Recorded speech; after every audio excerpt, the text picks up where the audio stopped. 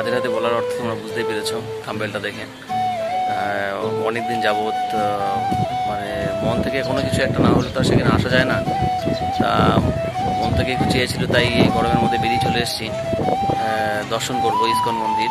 আর এই ইস্কন মন্দিরটা আমাদের যে পশ্চিমবঙ্গের যে ইস্কন মন্দিরটা মায়াপুরে যে ইস্কন মন্দির আমরা দেখেছি, প্রচুর বড় একটা ইস্কন মন্দির, এটা সেই মন্দির নয়।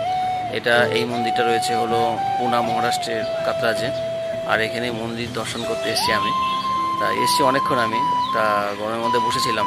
তা ভাবলাম যে বসে বসে তোমাদের সঙ্গে কোনো কিছু শেয়ার করি, কারণ মন্দিরে আমি এখানে পৌঁছেছি 2:10-এ। তা সেই সময় মন্দিরটা বন্ধ হয়ে গেছে, আমি মন্দিরটা দর্শন করতে পারিনি। তা মন্দিরটা দর্শন হবে আবার 4:30-এর সময়। তাই আবার 4:30-এর সময় মন্দিরটা দর্শন করে সন্ধ্যা আরতি দেখে তারপরে ফিরবো। আর তোমাদের তো পুরো ভিডিওটা শেয়ার করব, পুরো ভিডিওটা কিন্তু তোমরা দেখবে, ভিডিওটা কিন্তু স্কিপ করে যাবে না। Hey guys, welcome my back channel. আজ আমি চলে এসেছি ইস্কন টেম্পল দর্শন করতে, রাধাকৃষ্ণ দর্শন করতে। শোনা যায় পুনেতে 2টি ইস্কন টেম্পল আছে, তার মধ্যে কাতরাজ ইস্কন টেম্পল সবচেয়ে বড়।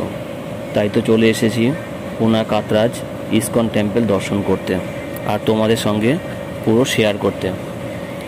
আমি এসেছি দুপুর 2টোর সময়, তখন এটা বন্ধ হয়ে গেছিলো, আমি ভিতরে ঢুকতে পারিনি। তাই 4টের সময় যখন দ্বার খুলেছে তখন আমি ভিতরে প্রবেশ করেছি।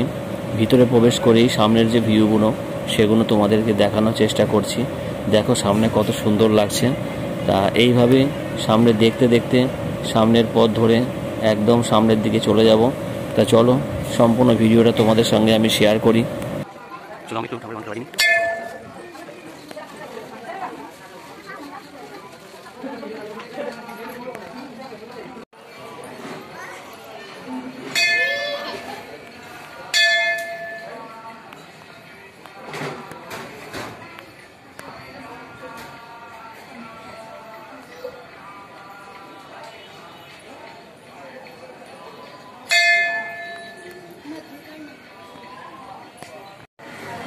এই মন্দিরটা প্রবেশ করে বাইরে বেরোলাম।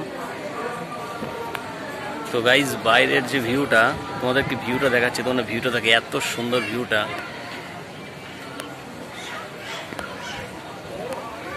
ওই যে সেই মন্দিরটা, যে মন্দিরটা দর্শন করে আমরা এসেছি, আর ভিউটা দেখো। তোমাদেরকে 2টো মন্দিরই দর্শন করালাম। তা তোমরা পুরো ভিডিওটা দেখে তোমাদের কেমন লেগেছে সেটা অবশ্যই আমাকে জানাবে।